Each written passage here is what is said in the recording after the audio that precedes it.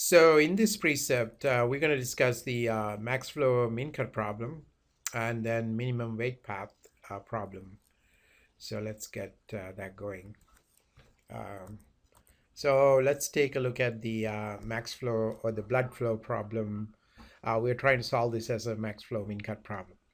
So the first question here is that mark the edge capacity for unmarked edges using the table. So let's use the table here to mark them. The supply is given here, demand is given here. So if you look at the supply side, A supply is 46, B is 34, and O is 45, and then 45 for AB.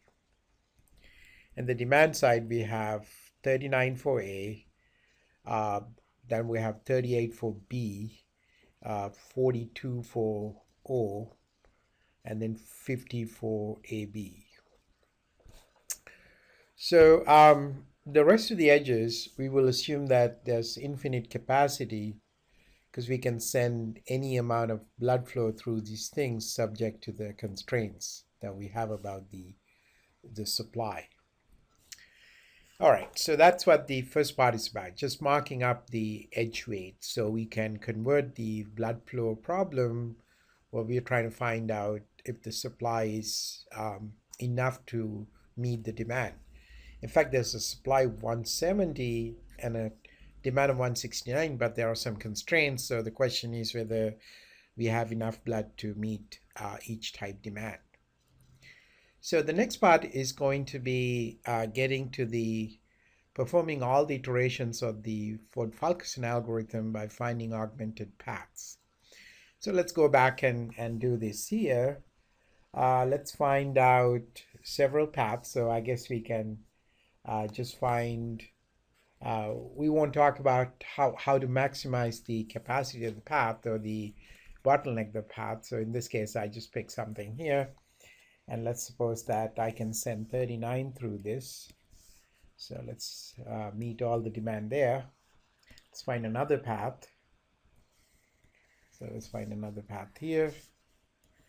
So in this case, I can send 34 through this, 34 through this, and 34 out of 38 through that. And let's find another path.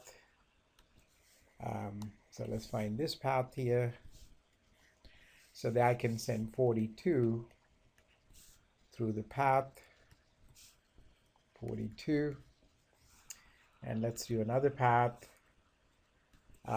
So I could do maybe this path here, more direct paths, 45, 45, and 45. So one of the things I could do is now I still have, so this is kind of full now. This is full. There's no augmented path that can come from that. So keep in mind that the augmented paths are really paths that are the forward edges are full, not full, I'm sorry, and the backward edges are not empty. So that's the goal. So if the forward edges are full, like in these two cases, we're not going to be able to do anything with it. So let's see whether we can use this remaining 3 here to supply perhaps to this one here. So let's find another path through this. So let's find another path through this. And then we could increase this to 37, and we are sending 3 through this, and this will increase to 45. So let's see whether there's anything we can do. I think there's another path here. We can send this way, 5 more to meet the demand. So that would be 44 and 5 here, and then that would be 50. So it seems like we met the demand for A, met the demand for AB, met the demand for O, but did not meet the demand for B. All right, so I think the question is whether we can find any more augmented paths. Now clearly there's nothing that can originate from here. This is again full. The only thing that can come from here would be this. That's the only empty thing with 2 more supply. but there's no way to get to 37 from there, get to the beads demand from there, coming from through the A supply. So because we claim that now we have obtained the max flow, there are no more augmented paths. So the max flow is going to be the sum of these things, 39 plus 50 plus 42 plus 37. That comes to 168. So that's going to be the total max flow through this. So although we need demand of 169, we can only meet the demand of 168, despite the fact that we have a supply of 170. Now, the other question is which vertices are on the T side or the target side. So let's try to find the min cut through this. To find the min cut, the algorithm would be that you follow a path starting from S that is not full. Okay, so you're going to find this here. And because this is not full, it has infinite capacity, you're going to find this. And it's an undirected path, so you can go through, you cannot go backwards because this is empty, but you can go this way. This is also not full, so we would include in the S cut the AB demand. And also you could go backwards here because it's not empty, so I could get AB supply here. So looking at this, all I did was I just follow the paths that are either not full forward edges or not empty backward edges to find a cut, which I call the S cut. So the T cut is the rest of it, meaning that the O supply, O demand, B supply, B demand. And as you can see that it says describe why the min cut can explain the fact that not all of the demand for blood can be met. So somehow this tells us that the either O or B, depending on how you draw the paths, will not have its demand met.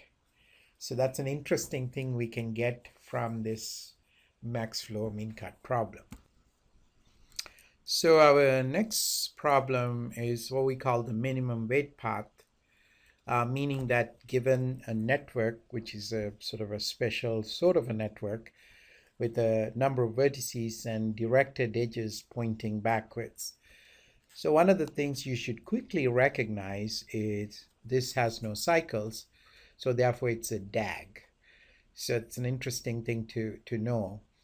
And if you're going to manually find a path from top to the bottom, which we call a vertical seam, and subject to the fact that it minimizes the total weight of the vertices in the path, and what we need to do is to have some sort of a way to understand how many paths are there, for example, and then how do we find the minimum path.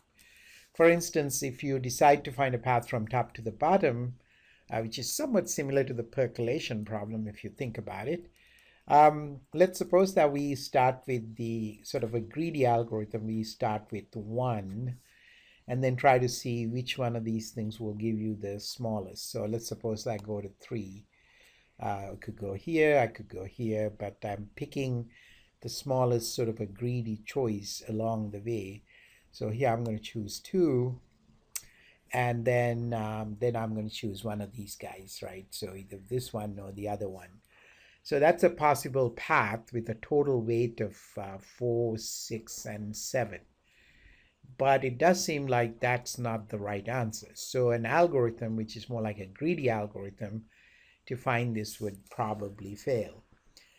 So if you just keep looking, you will probably at some point will come up with the idea that perhaps a good path would be this node and this node and this node and perhaps this or the other one. So there are actually 2 paths that can give you a total. So it looks to me like if you just the min weight of the path, it's going to be 6.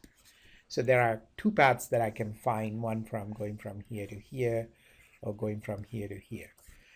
So that's an interesting observation here.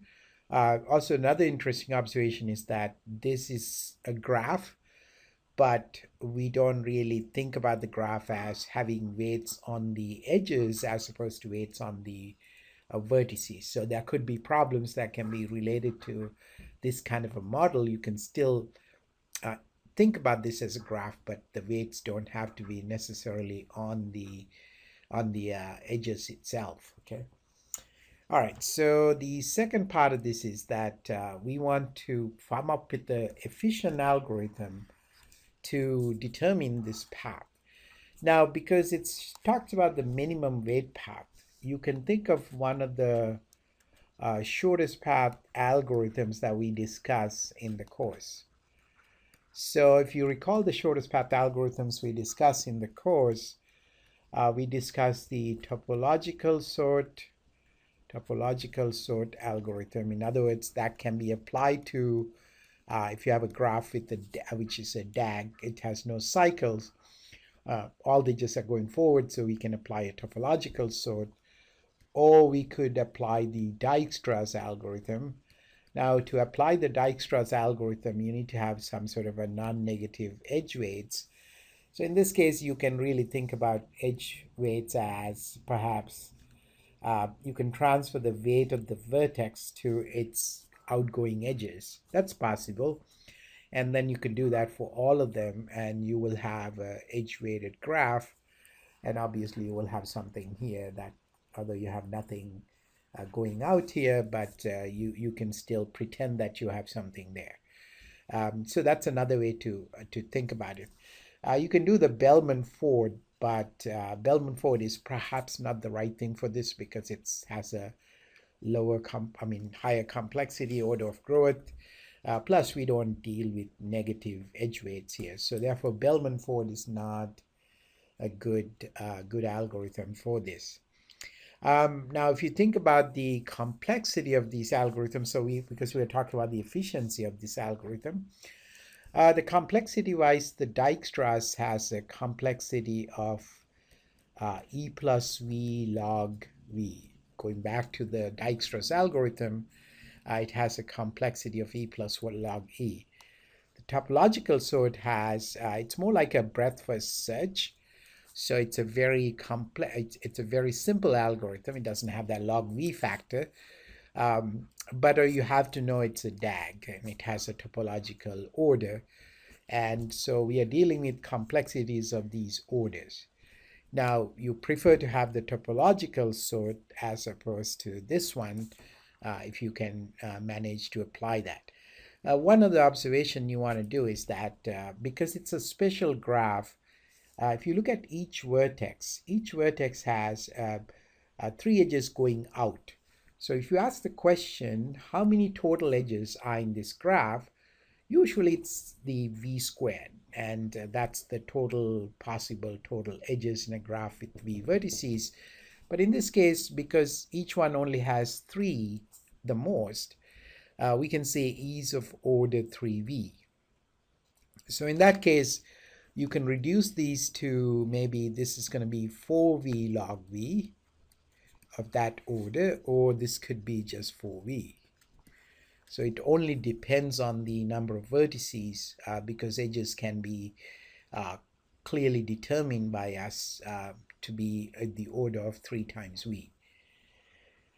So now the next problem is really once you find there's another thing that we could do. So here's the problem with these algorithms. So for example, if you apply these algorithms, you have to say, I'm going to find the shortest path from here to every vertex here. So that's my goal, right? If I can reach them, obviously I have to be able to reach. So this one can reach that. This one can reach the most to the right here, and so on. So I'm sorry, this one here. So this one here can reach, all the paths. So they can possibly reach any one of these things, and so on. So in other words, all of them can reach any of these vertices. So there are multiple, there are a number of paths you can just go through to get there. So the question is going to be, so if you do this, obviously there's another factor that we have to apply. Now this part here is a single source shortest path. So this means that when we discussed finding the shortest path from here to everything else, we said that it's going to take e plus v log v to do it, just from a single vertex. But if you do it from all the vertices, then you will have to multiply it by a v. And the same thing here with the other one, because you have to find the shortest path from all the vertices and find the shortest of all.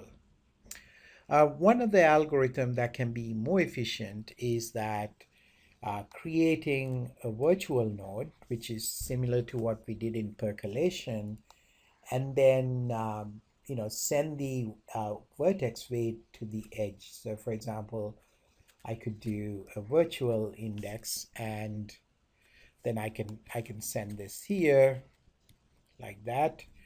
And then I could do the same thing for all the others. In other words, each vertex will send its weight to the incoming edge. This way we will find the shortest path through this network. So I think I'm going to pick that, because the advantage of this would be that once I pick the shortest path from here, so if I come up with a certain shortest path, then I'll be able to, using Dijkstra's algorithm, instead of dealing with 4 vertices, then I just have to deal with 1 vertex. So I could remove this. If I use Dijkstra's, I could remove this v factor. If I use the topological sort, I can again remove this v factor here. So that can be much more efficient. I can get almost a sort of a linear algorithm with the topological sort with that. So that's the part I'm going to be applying to find the answer to this question. So we talked about how to think about this problem.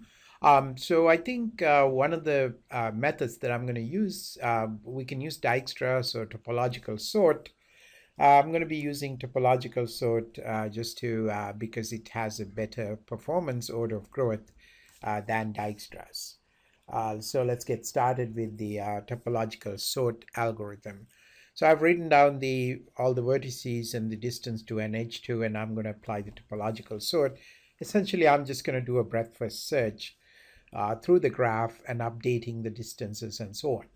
So let's start with this. I'm going to update the distance here to 2, there to 4, here to 1. So I'm going to put them inside circles here. So 2, 4, 1, 3. That's my first part here, S, S, S, S, and then 2, 4, 1, 3.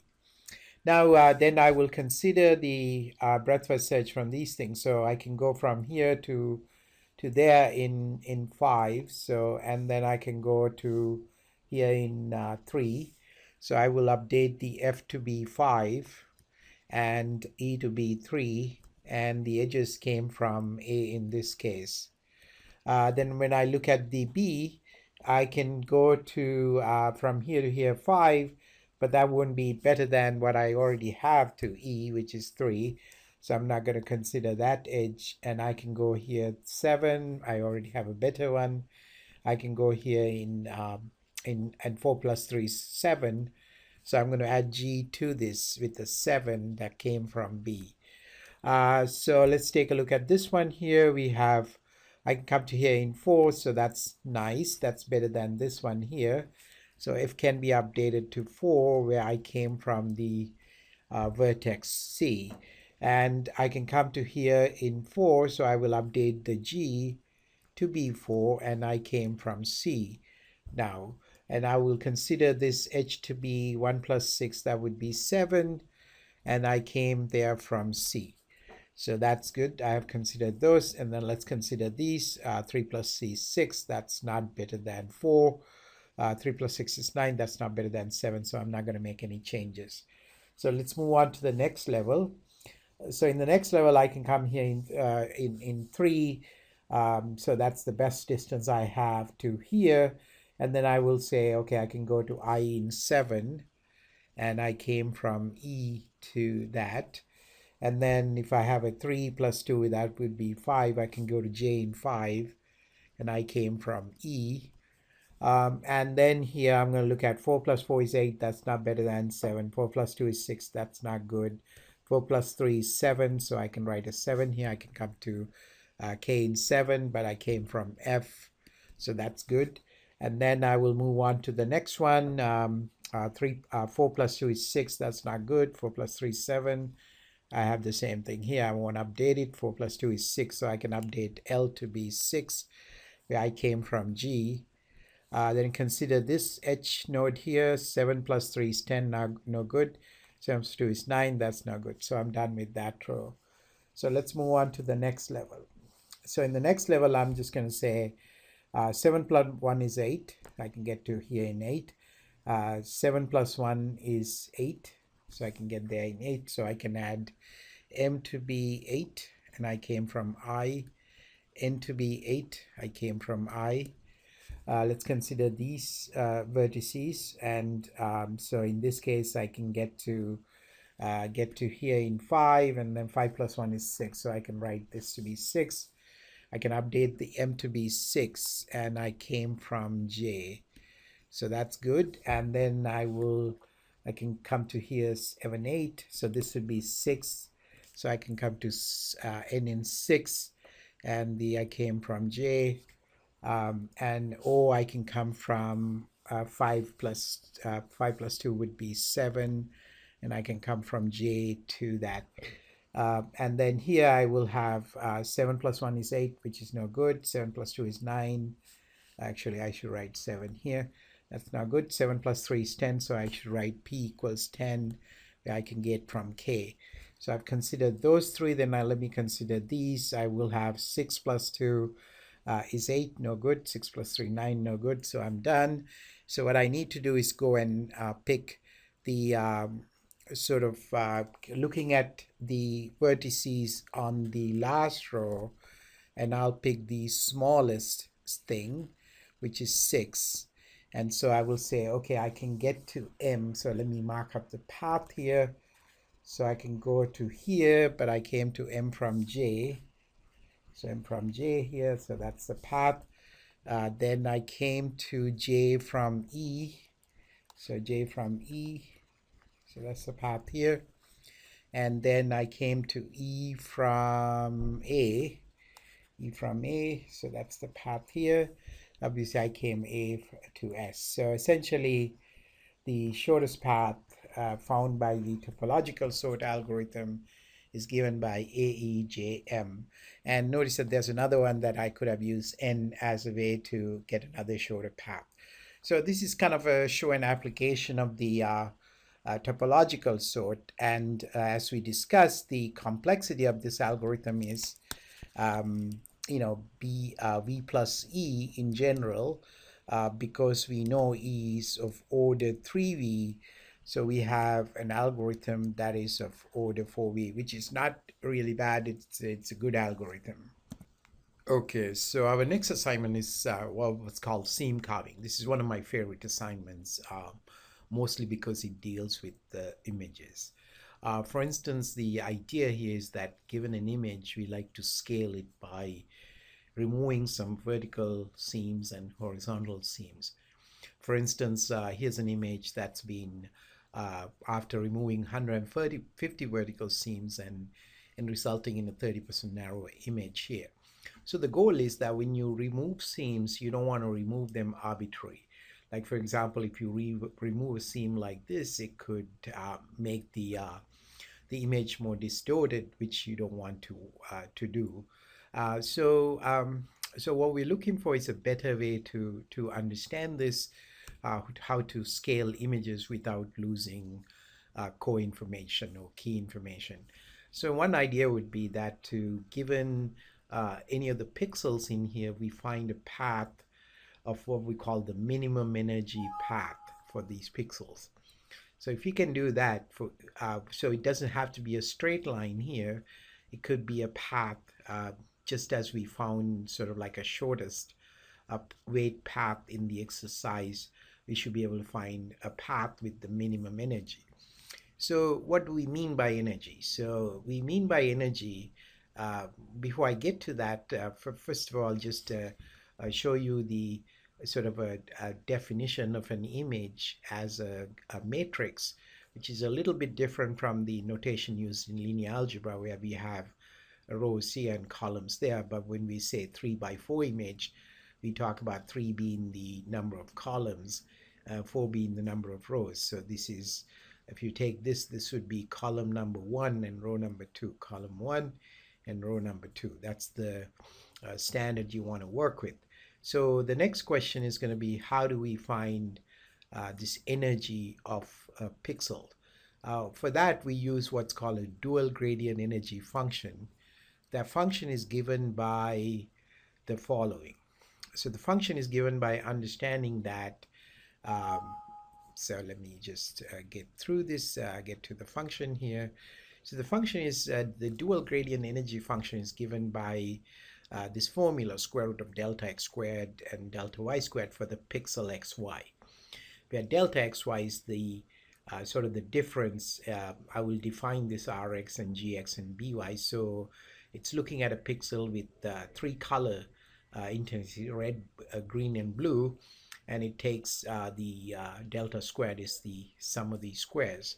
Now to find those things, what we do is, here's an example of that. Let's suppose this is our xy pixel, but xy pixel has red, green, and blue. And then what we're going to do is we're going to take the difference of colors next to each other. Like for example, Rx of 1, 2 would be, you take the red component 255 minus the 255.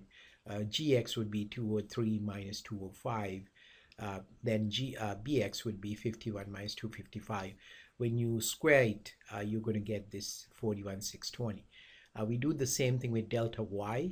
We take the difference between these two, difference between these two, and difference between these two, and then come up with a formula that gives you delta x squared, delta y squared, and then we take the square root of 2 to find the energy of that pixel. So what we're trying to do is to minimize this energy and find a path that minimizes it. So the idea would be that, here's an example of that. If you have pixels with certain energies, now you can think of this as the same as the graph like we considered with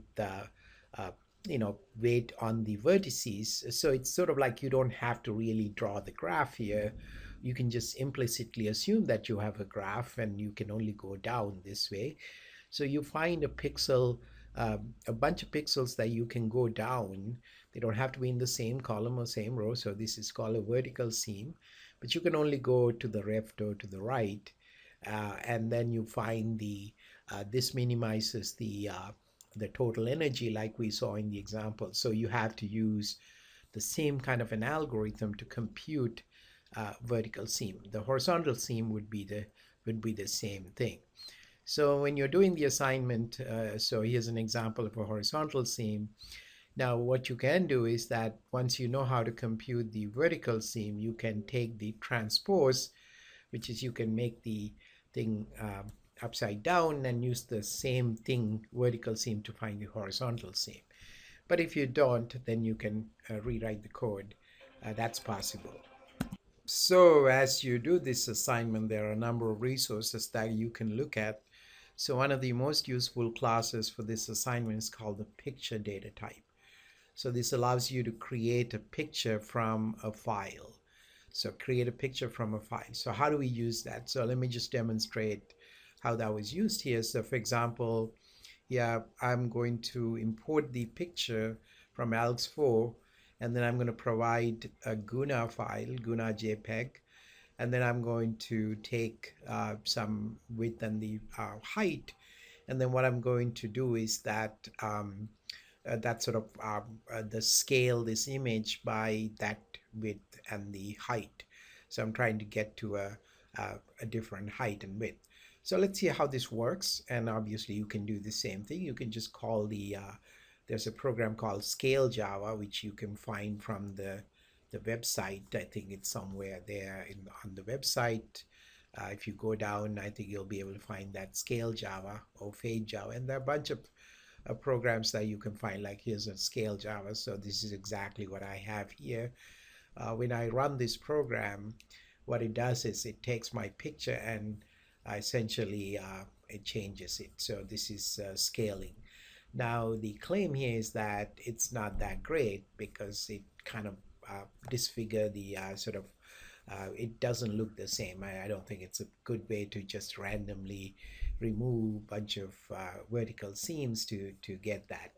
So what we're trying to do in this assignment is to uh, do the opposite. Like, I mean, that means that like we discussed in the assignment, so the assignment says that you have to uh, carve sub seams and then remove them. So for example, you have a class called a seamcarver class. I think let's go back and look at that here. So the seamcarver class has, let's see, seam carving here. So the seamcarver class has a bunch of methods. So like finding a horizontal seam, finding a vertical seam, removing the horizontal seam. For example, if you find a horizontal seam, I will find the one with the minimum energy as minimized by the algorithm, and then it gets you an array of integers, which are the indices of the horizontal seam, and you pass that to a remove horizontal seam, and it does remove that from the picture.